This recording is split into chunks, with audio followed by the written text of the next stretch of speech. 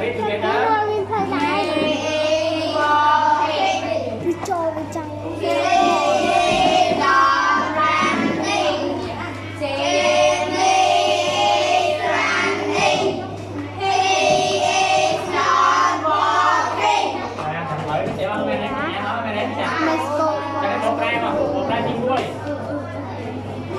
Có đi nói nha.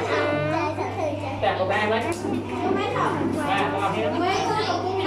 Mấy cái con cao đó đi cha. Cái kia mới là gì đâu.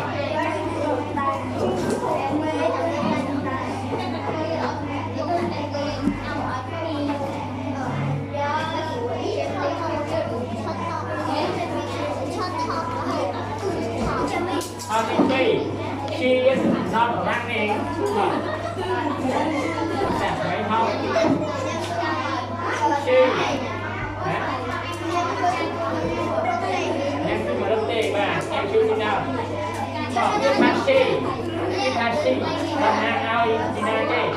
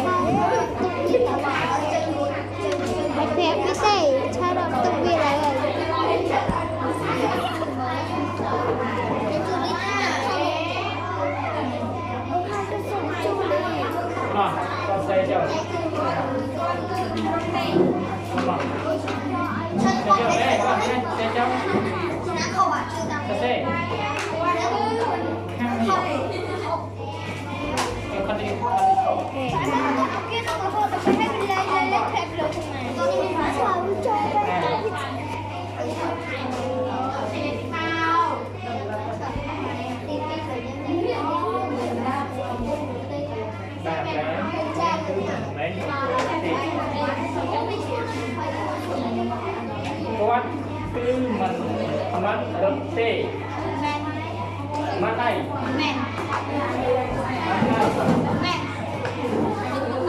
mắt cầm công nắm cái chia và press xíu cái chia bắt cho con này ăn cũng một to cứ mình nâng cầm công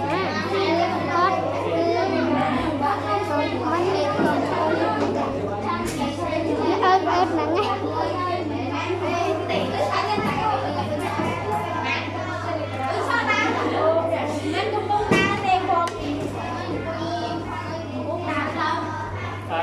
Mà tìm mua cái đấy chàng là mấy con khu đăng tiếp cho thế mà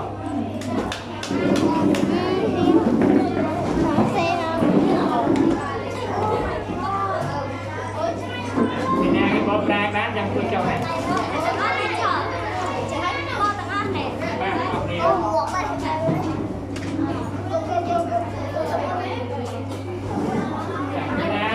một miếng ta miếng nó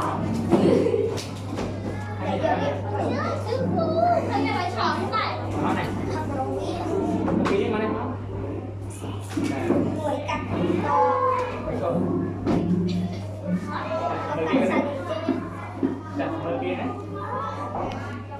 mà tìm mua thu thêm translate tiếng Ý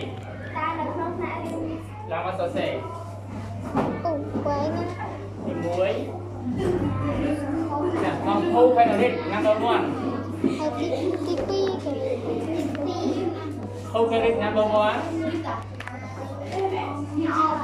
đặt cái gì á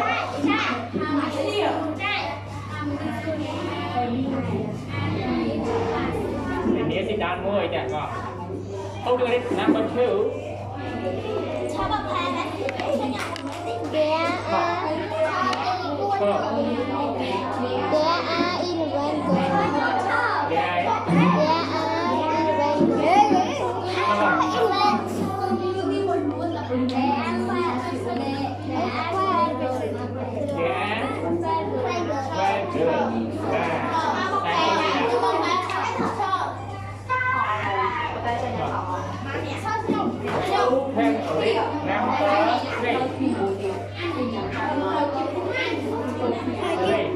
How many teachers is there in the class?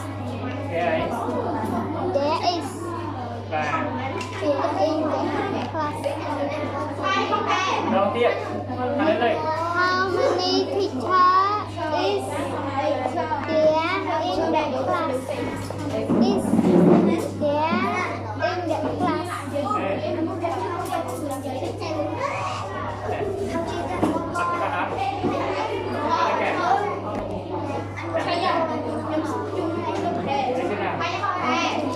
Đó đâu, đi.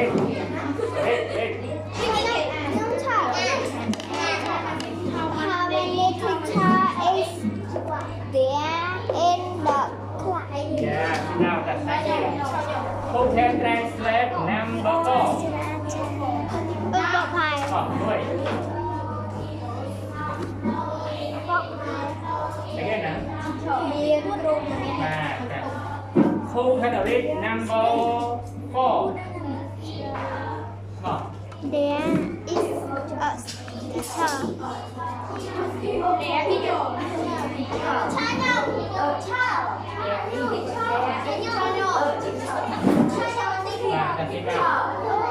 Who can read number three? How many students? Who can read number three? How many teachers is there in the class? How many teachers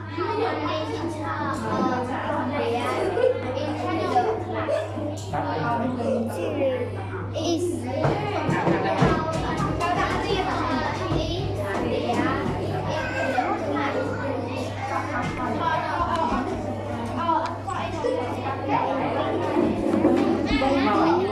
Can you translate number three? how many teachers? Translate.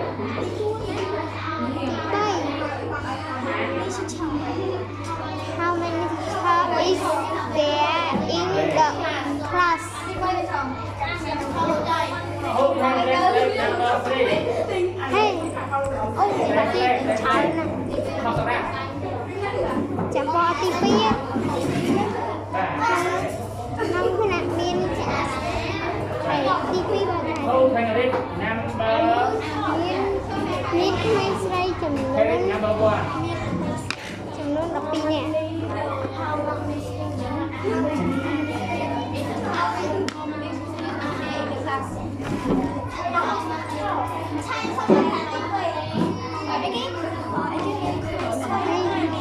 Chùm luôn. Chùm luôn đọc pin nè. Hai chùm luôn đấy nó ngăn đây đọc pin nè. Hai trai rồi. Mình chân như này, ok? Mình chân sau đầu tiên nhé. Học vào nhé. Can you read number one?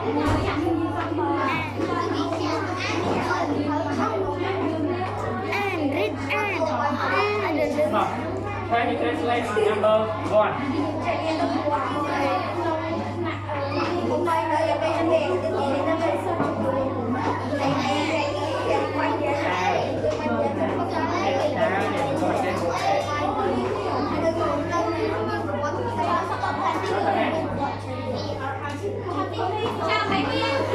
Thôi hay translate number 2 à?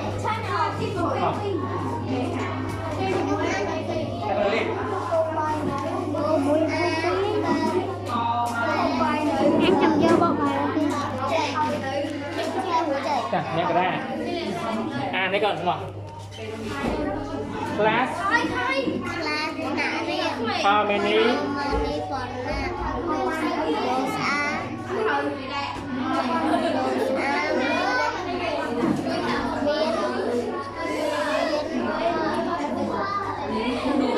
There is. Miền lịch kia bà thở nhé.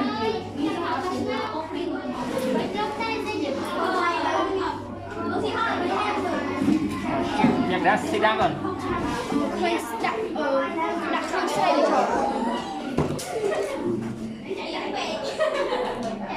Miền mày sợi đi lắm.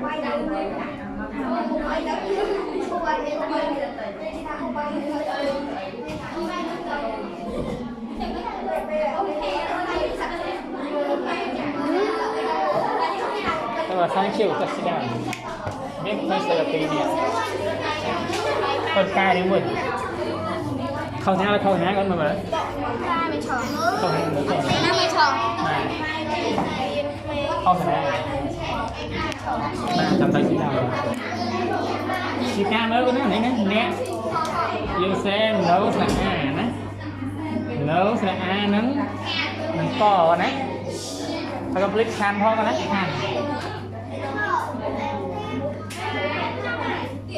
Mà ở đây mà bớt lời nóng nè riêng miền sớm của màn nè trời muôi thế ấy là đấy bà mới tiết bảo miền mây sợi đào pì nè trời mà nơi nóng nè riêng miền kêu bằng riêng của màn nè trời tiết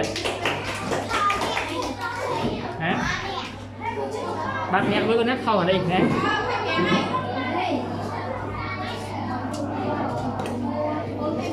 Everyone reply your book and then go.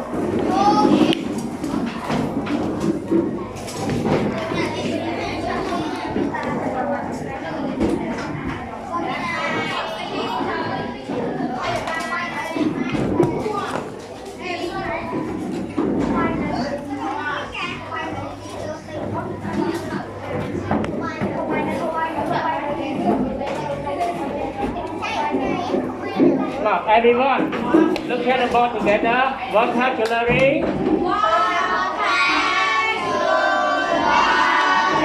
Plus. How many?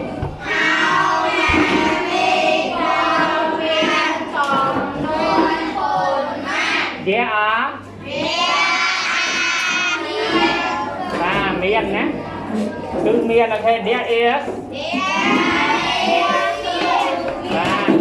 Nè lý cho hung bây giờ nát cho bị lá lý tay bây giờ nát vui và trong trời chả what would you say to your teacher and classmates before you go home?